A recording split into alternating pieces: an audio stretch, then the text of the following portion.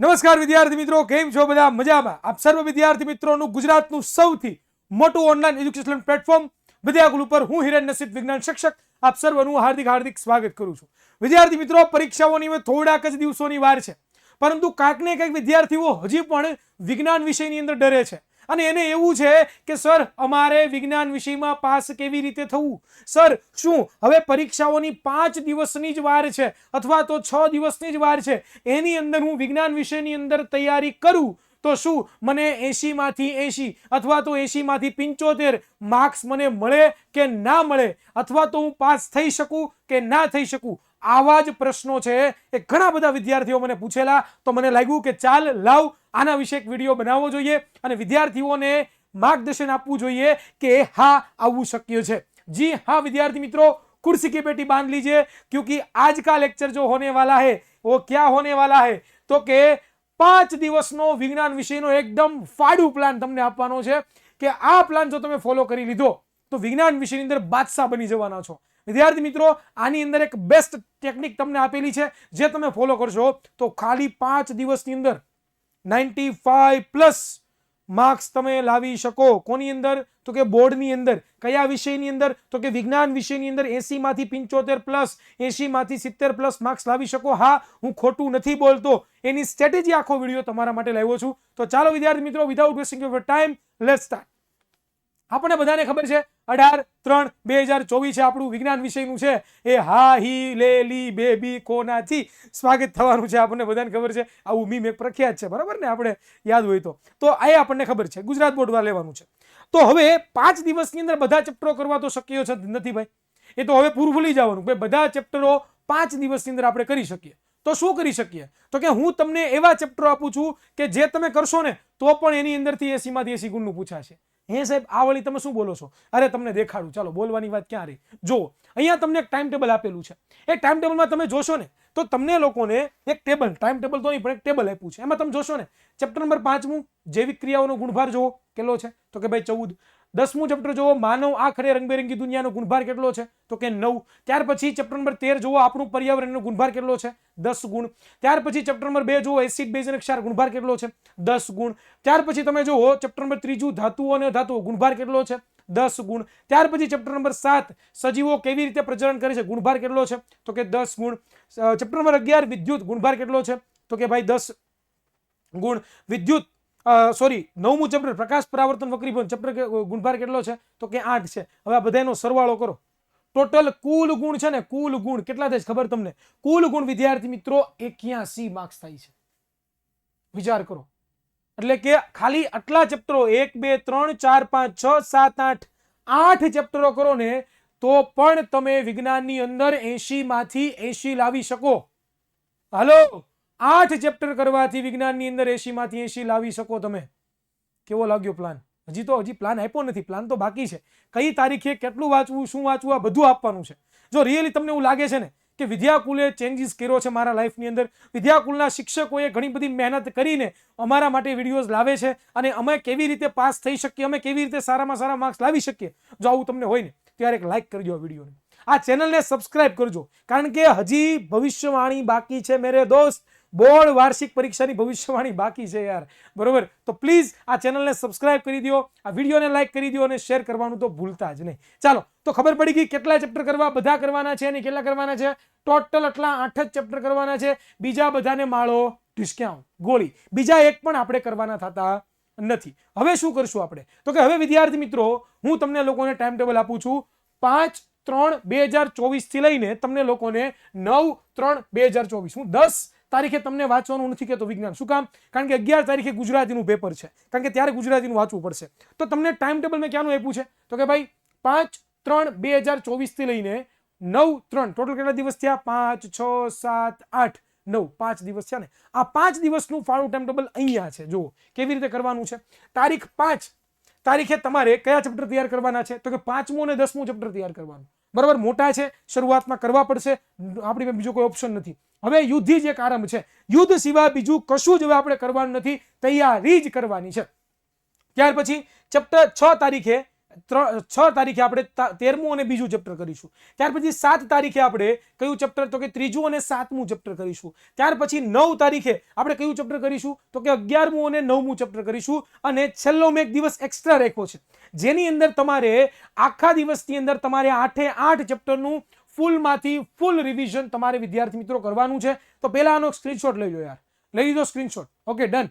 તો યાર આ વસ્તુ પહેલા કરવાની છે. જો આવી રીતે તમે ટાઈમ ટેબલ ફોલો કર્યું ને, ગેરંટી ડંકાની ટોચ ઉપર હું કહું છું તમને લોકોને કે પૂરેપૂરા માર્ક્સ આવતા તમને કોઈ એટલે કોઈ નહીં રોકી શકે. ખાલી એક જ વાર હું તમને એમ કહું છું કે એક આત્મવિશ્વાસ રાખો, તમારી અંદર એક જુસ્સો રાખો કે નહીં, હું કરી શકીશ, મારી પાસે હજી ઘણા બધા દિવસો બાકી છે, મારી પાસે હજી ઘણો બધો સમય છે અને મારાથી થશે. શું કામ ન થાય? જો મગજમાં આવી ગણતરી રાખીને બેસી ગયા છો તમે કે મારાથી નહીં થાય, હવે હું નહીં કરી શકું, મારાથી પૂરું નહીં થાય, જો આવા વિચારો તમે કરો છો ને તો ફોર શ્યોર તમે છે એ હેરાન થવાના છો. પરંતુ ઉમદા વિચારથી જ માણસનું ચારિત્ર ઘડાય છે, બરોબર? અને એક વિચાર ઉમદો રાખીને જો મહેનત કરવા માંડ્યા ને તો તમને, મને લાગે છે કે તમને કોઈ નહીં રોકી શકે. અમે તમને બધું પ્રોવાઈડ કરીએ, તમારે બસ હવે ખાલી અમે જે પ્રમાણે કહીએ છીએ એ પ્રમાણે મહેનત કરવાની છે. અને એ પ્રમાણે જો મહેનત તમે કરી લીધી તો તમને ભવિષ્યની અંદર કોઈ રોકી શકવાનું નથી. એ હું તમને 100%ની ગેરંટી વિદ્યાર્થી મિત્રો આપું છું. ઓકે યાર, ગમતો હોય આ વિડીયો તો લાઈક થઈ જાય એકવાર, આ ચેનલને સબસ્ક્રાઇબ કરી દેજો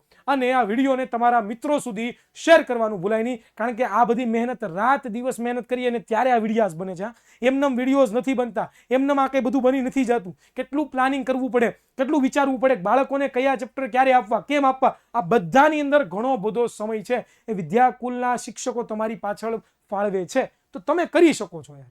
એક વિશ્વાસ અંદર રાખો, એક જુસ્સો અંદર રાખો કે નહીં, આઈ કેન ડુ ઇટ.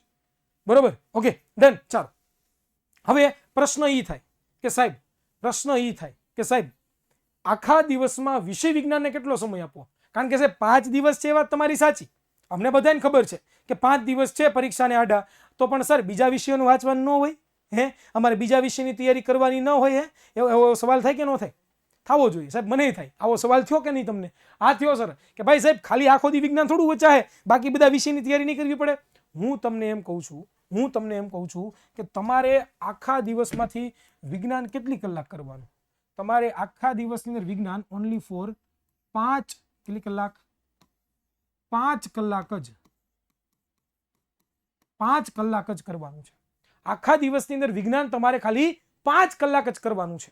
હવે તમને બધાને ખબર છે કે આપણે એક ફાળવું ટાઈમ ટેબલ છોકરોને આપેલું છે અને બહુ જ સક્સેસફુલ છે. ઘણા બધા વિદ્યાર્થીઓનો મને ફોન પણ આવે છે કે નહીં સર, તમે જો ટાઈમ ટેબલ આપ્યું હતું ને કે ભાઈ એટલા વાગે ઉઠવાનું, એટલા વાગે ખાવાનું, એટલા વાગે પીવાનું, એટલા વાગે હોવાનું, એ ટાઈમ ટેબલ અમને બહુ મજા આવી ગઈ. સાહેબ એ ટાઈમ ટેબલ તમે ફોલો કરીએ તો ચાલે ખરું? હા ચાલે વિદ્યાર્થી મિત્રો, આ ટાઈમ ટેબલ તમે ફોલો કરો તો ચાલે. ઘણા બધાને આવડે જ, ખબર છે.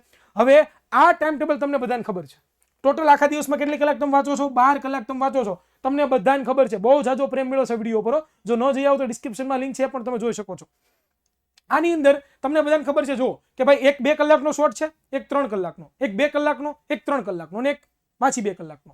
તો આની અંદરથી તમારે એક સવારમાં 2 કલાકનો શોર્ટ લઈ લો, અથવા તો સવારમાં 3 કલાકનો એક શોર્ટ લઈ લો અને બપોર પછી તમે એકાદો 2 કલાકનો શોર્ટ લઈ લો. ખાલી હું તમને એમ કહું છું કે 5 કલાક આપો, અઢી કલાક 2 ચેપ્ટરોને આપો તમે, બરોબર? જેમ કે 5મું ચેપ્ટર આજે કરવું છે, 2.5 કલાક 5મા ચેપ્ટરને આપો અને પાછી તમારે બીજું કરવું છે અને પછીનું 13મું, તો 2.5 કલાક એને આપો. જો આવી રીતનું પ્લાનિંગ કર્યું છે ને તો જરૂરથી તમે તૈયારી કરી શકશો અને આખા દિવસનું તમારું યુટિલાઇઝેશન તમે કરી શકશો. તો ખાસ આ વસ્તુનું ધ્યાન રાખવા જેવું છે કે ધારો કે ઉદાહરણ તરીકે ભાઈ મને 6 થી 8 વિજ્ઞાન વાંચવું બહુ ગમે છે, તો 2 કલાકનો સ્લોટ મેં લઈ લીધો. આ 2 કલાક હું 6 થી 8 વિજ્ઞાન વાંચી લઈશ. પછી મારે સવારમાં નથી વાંચવું વિજ્ઞાન. હવે મારે બપોર પછી ધારો કે ઉદાહરણ તરીકે 5 થી 8 વાંચવું છે, 3 કલાક થઈ ગઈ, ટોટલ 5 કલાક. ઘણા બધાને એવું હોય કે પહેલા મારે સવારમાં 3 કલાક વાંચવું છે અને પછી મારે છે એ 2 કલાક વાંચવું છે. તો એ પણ પ્રમાણે તમારી કન્વેનિયન્સી પ્રમાણે તમે વાંચી શકો છો. તમને કોઈ પણ રોકી શકે એમ છે નહીં. હા, કોઈ પણ તમને રોકી શકે એમ છે નહીં. તો આનો પણ એક સ્ક્રીનશોટ પાડી લો યાર. આખા દિવસમાં 5 જ કલાક, કેટલી કલાક? 5 કલાક ખાલી વિજ્ઞાનને ફાળવો. 5 કલાક જ તમારે વિજ્ઞાનને ફેળવવાની છે, બીજું કશું જ તમારે કરવાનું નથી. ફટાફટ આનો પણ એક સ્ક્રીનશોટ લઈ લો વિદ્યાર્થી મિત્રો. Done, clear? તો આટલો સમય ફાળવવાથી બીજા સબ્જેક્ટ પણ તમારા તૈયાર થશે અને સાથે સાથે વિજ્ઞાન પણ તૈયાર થશે. જો આવા વિચારો કરવાથી, આવું બધું પ્લાનિંગ કરવામાં ઘણો બધો સમય જતો હોય છે, તમારું બધું સચવાઈ જાય, તમારું બધું કમ્પ્લીટ થઈ જાય, એના માટે આ બધું પ્લાનિંગ થતું હોય છે. તો યાર એકવાર આ વિડીયોને લાઈક કરી દે યાર. તું જો છો ક્યારનો મને ખબર છે, ઘણા બધા વિદ્યાર્થીઓને જોઉં છું કે ઘણા બધા વિદ્યાર્થીઓ લાઈવ જોવે છે અને ઘણા બધા વિદ્યાર્થીઓ રાહ જોઈ બેઠા શું હશે હે સાહેબ, તો કે આવું બધું છે યાર. વિદ્યાર્થી મિત્રો એકવાર લાઈક કરી દો, ચેનલને સબસ્ક્રાઇબ કરવાનું ભૂલાય નહીં યાર, બહુ મહેનત કરીએ છીએ તમારી પાછળ. નેક્સ્ટ, વાંચન કેવી રીતે કરશો? ઓલરેડી મેં ગયા લેક્ચરમાં જણાવેલું હતું કે ભાઈ તમારે હેતુલક્ષીની તૈયારી કરવી છે તો એના માટે હલ્લા બોલ હેતુલક્ષીની સિરીઝ છે. મેં વિજ્ઞાન વિષયની અંદર પાર્ટ 1, 2 ને 3 આ 3 પાર્ટ બનાવેલા છે, જોઈ લેજો. આની અંદરથી બેઠે બેઠા 20+ હેતુલક્ષીઓ આવવાના છે. મેં એવી ભવિષ્યવાણી કરી છે મારી પોતાની.